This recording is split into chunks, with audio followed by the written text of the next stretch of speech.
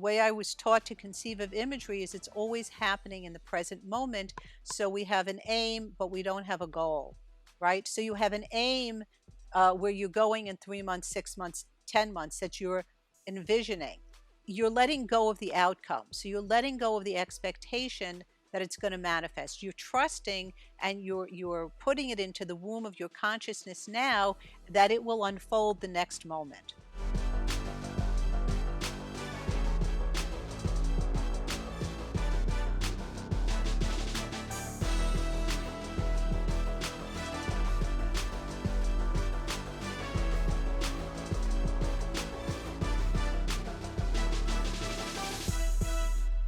Rachel, imagery is obviously very cost effective, and we can all do it on our own inner laboratory, which is a beautiful term that you use. I think it's excellent. Would you mind taking us through one of your favorite imagination exercises so we can have an experience of the process together? And if you're driving, just listen and do it when you're not driving. All right. So what I thought I'd do is just do a very simple exercise to start with, uh, and not do such a longer exercise. Now remember, these are scripted, but the idea is to let yourself go. And if you don't follow my script, that's fine. You want to go and do what's natural to you. So I thought we would just start with one called "Swallowing the Rainbow." It's also used for the Dr. Happy imagery, but it's very simple, and it speaks to where people are now with COVID because they're so tied up in feeling distressed and worn out.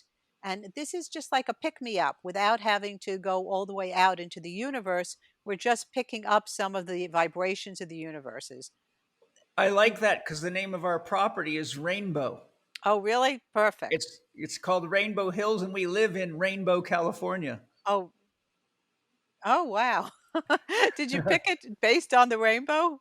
No, we were just shocked that when we found the house, this section of Fallbrook is called Rainbow, and our water district is called the Rainbow Water District. Uh-huh. And as we were approaching the property, at the beginning of the property is a stone wall, and it says Rainbow Hills, and that's been the name of the property for since it was built in '95. So we just knew we were home. Absolutely. You read the sign. You didn't have to go any further. You read Nope. the outer sign was telling you this is it. Yes. That's which is also part of the work of the imagination is not only bringing what you find in your imagination out, but learning how to read the outer signs, which are also an image form. Yeah, So that's all absolutely. part of that, as well as we didn't really get a chance to speak about, but the other forms of imagery that we are in contact with is our face and our body shape. And so, I know from your own work about people's body shapes being, mesoderms, mesoderms, mesoderms, Endo. ectoderms, and endoderms, and Hmm. combinations of that. And the face is also in this tradition was red, not because our bone structure doesn't change so much. Our muscular changes.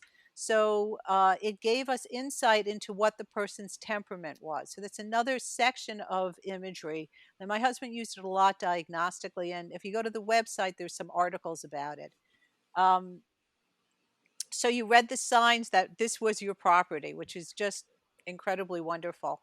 Before I give you the imagery, I just want to say I'm reading a book by a Steinerite. I think he's from Holland, and he talked about the rainbow as having been the seven chakras, and that early in the way that Steiner perceived it, which I hadn't understood, was that the chakras were outside of ourselves, and in early, in like Atlantis, we were sort of diffused, and we came down into more and more bodily formed, more and more materiality, and the chakras then became very tightly woven with the soul within us. Yes, And we became less clairvoyant as a result, a lot of us. exactly. Yep. So I Hmm. thought that was just sort of interesting how he connected the rainbow to the chakras, but we're doing, and it's on your property, so it's the right exercise to do. Yeah, let's do it. Okay, so this is called swallowing the rainbow, and the intention is to relieve depression connected with feelings of hopelessness and isolation, or to just internally shift your mood So you're not connected to whether it's connected to inside circumstances or outside circumstances. So how we image in this system is that things are pretty quick. So we just close our eyes and sit up straight, and but a relaxed straight, not military straight. And now you're going to start with an out breath. So start with a long out breath through the mouth and a normal inhalation through the nose. And again, a long out breath through the mouth, letting go of the fatigue and any thoughts you're having and any toxins, just letting it go out of you. And then breathing in again through the nose. And then another long, slow exhalation through the mouth. And on your next exhalation, imagine you're swallowing a rainbow. What do you sense and feel?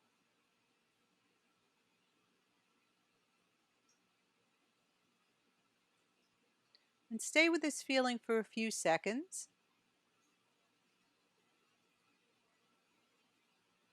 And then when you're ready, breathe out and open your eyes.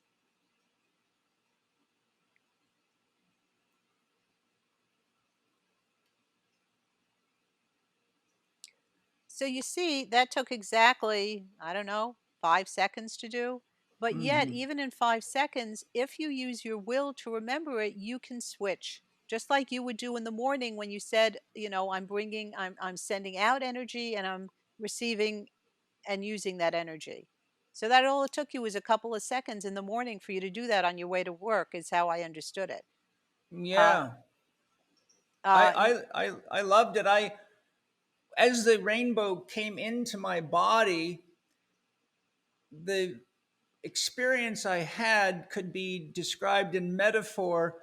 You know how when you fill a bottle, as mhm, it fills up, it goes, you can hear the tone changing.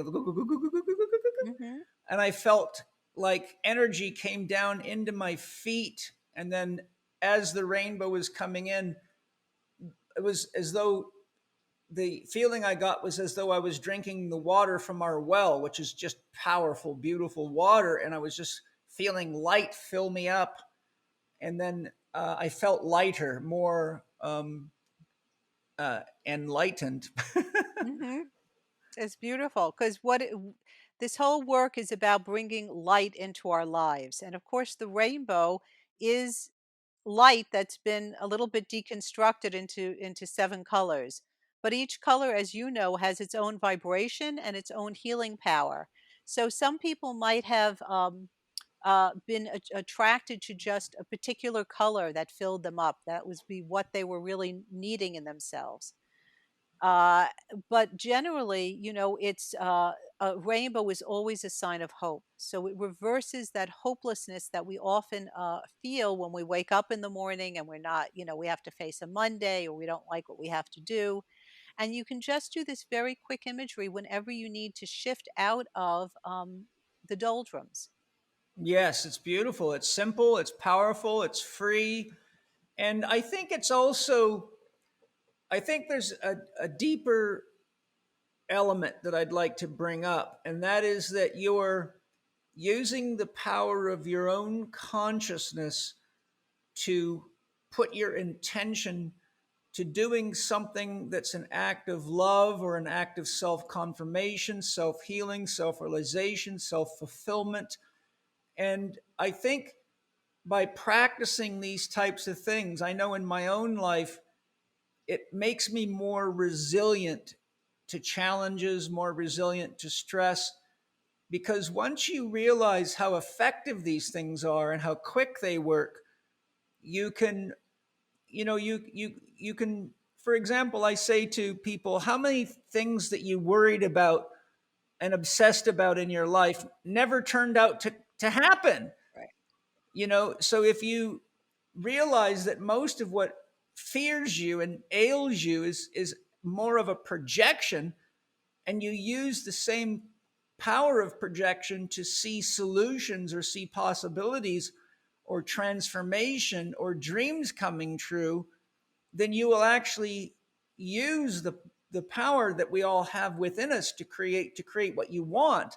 And that's a far more powerful way to go about your life. It's what you said is just beautiful. That's exactly right. And unlike a lot of imagery that's out there, and it's not to disparage it, but a lot of imagery is very long and drawn out, and you're lying down and you are, going into a state of deep relaxation where you may make wonderful discoveries. Here, what we're doing is using our intention very quickly to shift ourselves, and it's a new training because we're not used to using this muscle, and it's just like your physical muscle. You have an imagery muscle that needs to be strengthened, uh, Yes. because it's so connected into our moods and our feelings and our and our outlook. And the other thing that you said was, how much time do we spend in the future? And really training people to come back to this moment in your work. It has to be there because you want to be happy, and you can only be happy in this moment. You can't Right. be happy about the future. It doesn't, that then you're turning into uh you might, Fantasy. yeah, it turns into fantasy. We can only be here now. So this training of people to come back into the moment and using imagery as a way of coming back and grounding yourself in this moment is really very powerful for people if they can get the hang of it. One way that I use imagery for the future is, for example, if I'm working with someone who doesn't like their body, maybe they're Hmm. overweight, I have them visualize themselves at, say, 3 months, 6 months down the Hmm. line. And I say, bring yourself into that body, see yourself as that person, and really embody that experience. And that creates what I call, or what in quantum physics is called, a strange attractor or an Hmm. attractor. And then I say the secret is not just to do the visualization, but once you finish it, live as that person, eat as that person, Right. see yourself in the mirror as that person. And then the dream has a magnetic force, and the visualization of the dream reaches from the future into the present and attracts you in the way you relate to yourself, the way you think about yourself, the choices you make about your diet and your lifestyle. And so I think that is an effective use of imagery in the future, which is all happening from the present, but you're actually creating this beautiful attractor. And interestingly enough, quantum physicists have shown mathematically and scientifically that the future is acting on the present, and so is the past. But we tend to orient ourselves so heavily toward the past, and we keep recapitulating the same mistakes because that's where we're putting our mind. So I think there's that sort I of think way that of we using use it. it the same way. We speak a slightly different language about it, but it's used exactly the same way. That I would, because the way I was taught to conceive of imagery is it's always happening in the present moment. So we have an aim, but we don't have a goal, right? So you have an aim where you're going in 3 months, 6 months, 10 months that you're envisioning. But Right. and you're exactly in my world, you're exactly correct in that you're embodying it now in this present moment, but you're laying an aim out there for yourself and not getting caught in what I call future goal and future talk, where having an expectation that you're letting go of the outcome. So you're letting go of the expectation that it's going to manifest. You're trusting, and you're putting it into the womb of your consciousness now that it will unfold the next moment. Yeah, I think one of the dangers of what I call futurizing yourself, I use the term futurizing for a person that keeps saying things like, I'll be happy when I have this much money Right. in the bank. I'll be Exactly. happy when I look this way. I'll be happy when I am finally married, because people don't realize that's just not the reality of how it works. Or I call pasteurizing, my life would be better if my mother and father had only done this, or if my ex spouse had only loved me more. That's pasteurizing, which You use means the to, same language. It's wonderful. yeah, Pasteurizing and futurizing. pasteurizing. I say, when you, pasteurization means you've killed the food. Or So you're don't, putting it out to pasture, hopefully, letting it yes, go. yeah. You know, we already addressed the question I was going to ask you after Dr. Happiness. So, would you like to take us through a visualization for each of the four doctors in my system: Dr. Happy, Dr. Diet, Dr. Quiet, and Dr. Sure. Do Movement? you want to do another Dr. Happy? I can do one Yeah, yeah, for let's do depression. one. Yeah, I Okay. think there's never an end to the need for those. Okay. So this one is called Be Your Own Hero. And the Great. intention is to become your own hero and master and to overcome obstacles. So close your eyes and breathe out 3 times slowly. Long, slow exhalations through the mouth and normal inhalations through the nose.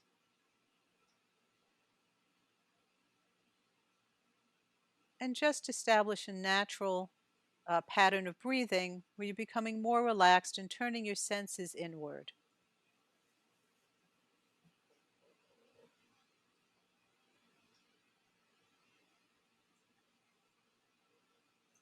And now, acting as your own hero, see yourself overcoming an obstacle in your life.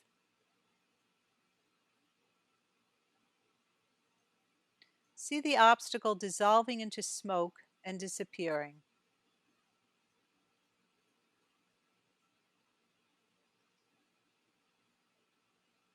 And then breathe out and open your eyes.